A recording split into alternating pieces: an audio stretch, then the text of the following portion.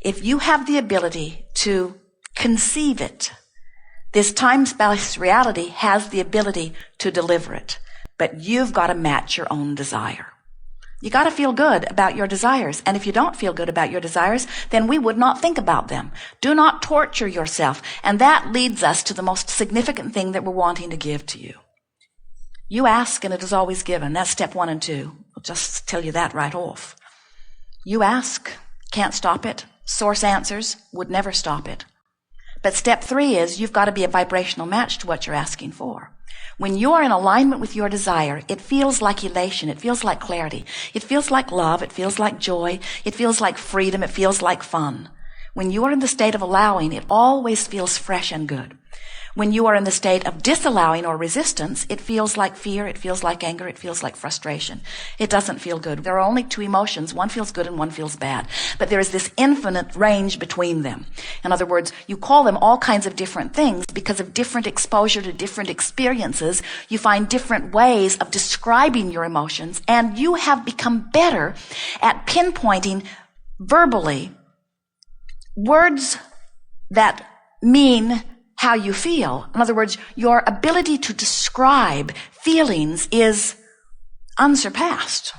Even your color palette is not as broad of spectrum. You are very good. It is uncanny how, as we visit with some dear friend in the hot seat, how you can find agreement or consensus as an audience on how this person feels. You easily find the word. And in most cases, you are very close in agreement. And while there are a lot of words that mean the same thing, and sometimes you mean different things when you use the same words, the words that you use to describe emotions are pretty accurate in most cases.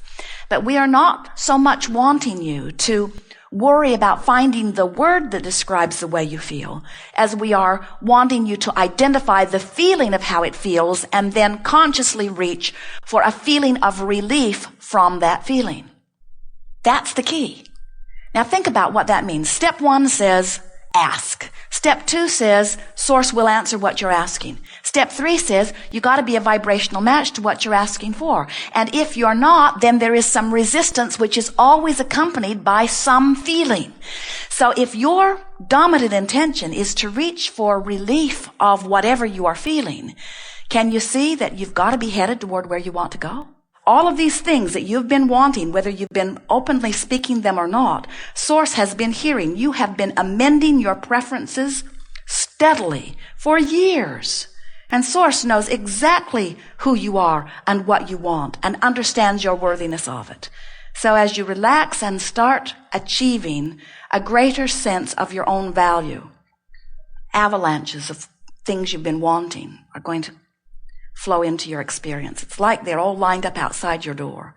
And today we're going to open the door as widely as you are able to. We don't really encourage quantum leaps.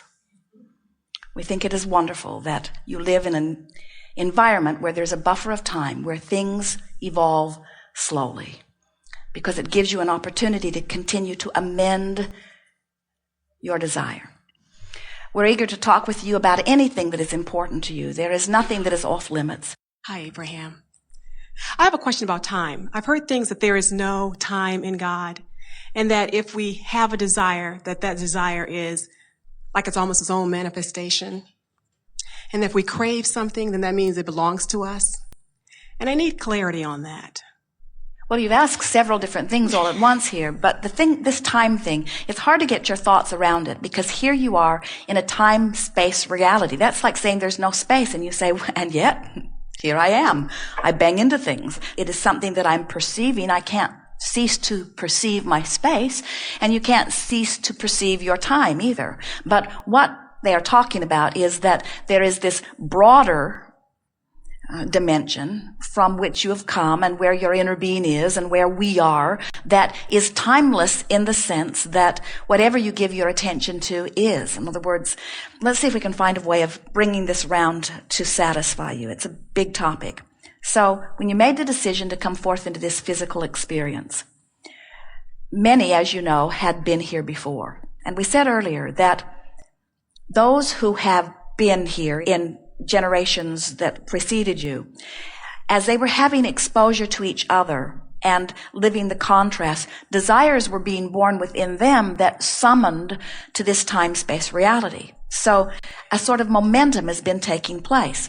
You know from your thoughts of metaphysics and from your understanding of physics, and maybe even from what you've been hearing from us, that thought, no matter how small it is, continues to expand. And with enough expansion, it becomes physical. So the physical dimension is the leading edge of thought. In other words, sometimes people think that what is non-physical is all perfect and complete and finished, and that Earth is trying to catch up with it, when something very different from that is the case. Non-physical exists in all of its glory and fullness and expresses itself even more fully into this physical time-space reality. So this is the leading edge of thought. So when someone says that God is timeless, we say they're not giving credit to God as God is expressing in this time-space reality. Now, perhaps the reason that some speak in that way is because from the non-physical perspective, you have the ability, you can do it from this one too, but you don't do it so well because the physical characteristics are so dominant and pressing. But in the non-physical realm, you can focus into future, you can focus into present, you can focus into past, you can focus simultaneously into many different places. And so time becomes irrelevant because wherever you focus is where your experience is. It's like if you have the experience in your dream.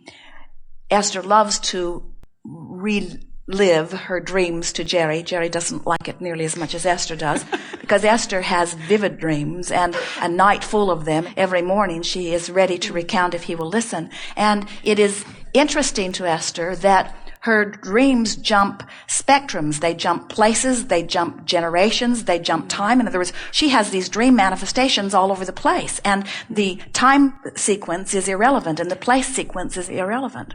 It's not like traveling from place to place to place. It's like from here to here to here to here to here. And the same with time.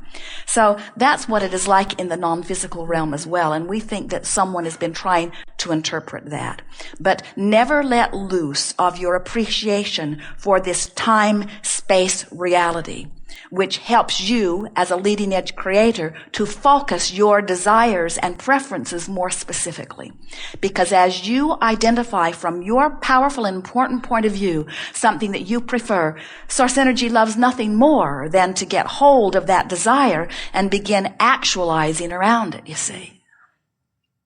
Sometimes people regret the contrast of this time-space reality. They want things to be more the way they would like them to be, forgetting about how anybody else would care about it. They want them to be the way they want them to be. And we say, it is so wonderful that this contrast exists because the contrast inspires the new thought. And the new thought is what eternalness is all about, you see. It'll never cease to be. Don't worry about it. Nobody can mess it up. But as our friend said earlier, when you get in the flow of that, when you get in the flow of understanding that you are on the leading edge and that this time helps you focus, you see, nothing is more poignant than this feeling of time and space. It helps you to specifically quantify your own desires. And whether you're doing it consciously or not, you are doing it. And this now generation benefits from your efforts and future generations benefit from your efforts. We just would like all of you to be personally in on it too. Nothing is more satisfying. It might be satisfying to take a big wad of some beautiful substance and just whip it up and fling it somewhere and have it turn out really good. In other words, that might be sort of fun. Look what I've done. But it is ever so much more satisfying to be specific about what you gather and specific about your technique and specific about your application and to feel the progress that you make along the way. Another creation is about creation. It's not about falling into something. If that's what you'd wanted, you wouldn't have come forth. In other words, earth is planted, sky's there, the sun comes up, the moon's there, the water's there, stuff grows. We're done. And you say, hardly. Hardly. There's so much more joy to be experienced in this.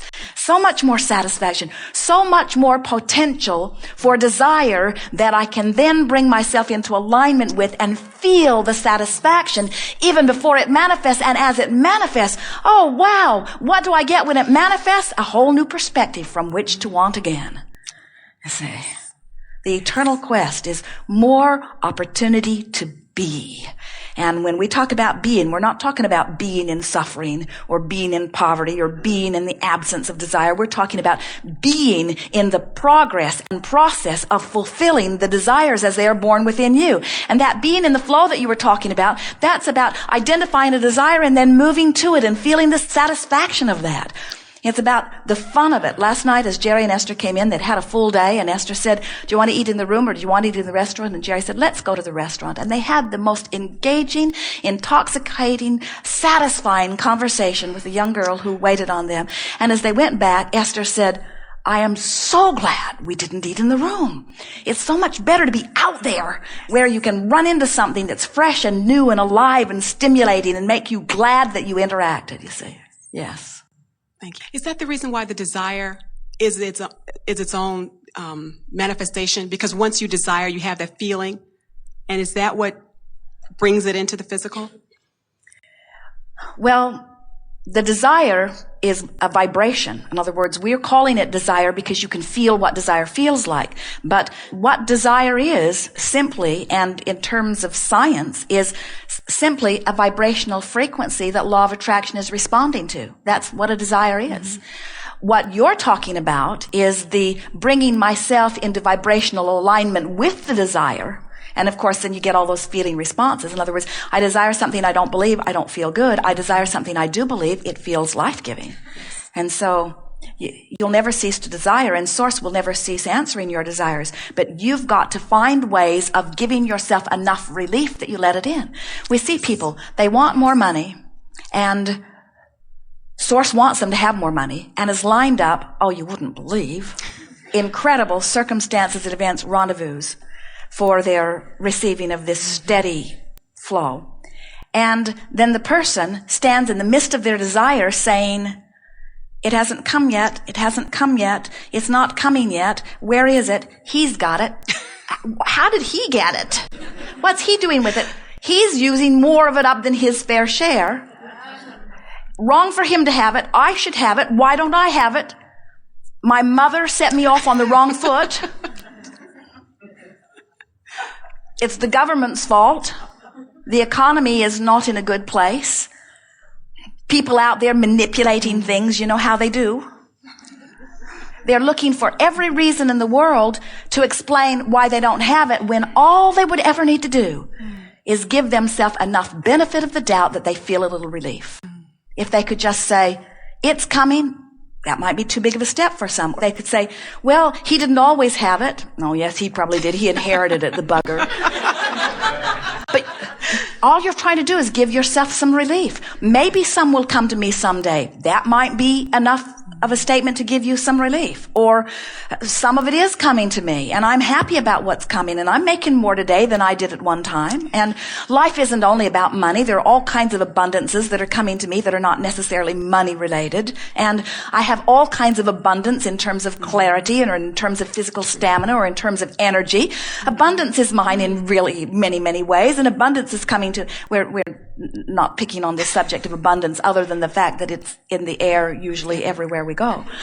But we're wanting you to realize that everything that you are reaching for in this time-space reality hinges around your ability to allow what you've already earned, what you've already asked for, what's already lined up to come. And that's the thing that we think most of you don't quite get. You think that it is still to be created, and when it is created, it will be yours. And we say, it is created, you just got to sync up with it. It's like right now, moving through these airwaves are radio signals, and if you had a tuner, you could tune in to any number of different things. And right now, in your time-space reality, are all kinds of manifestations, potential, that are moving through that you've just got to tune into. And people who are thriving have just found a way to tune in. And the way that you tune into it is by tuning down your own negativity, by tuning down your beating up on yourself, by tuning down your feelings of not enoughness, by reaching for a feeling of relief. Enough? Yes. Thank you so much.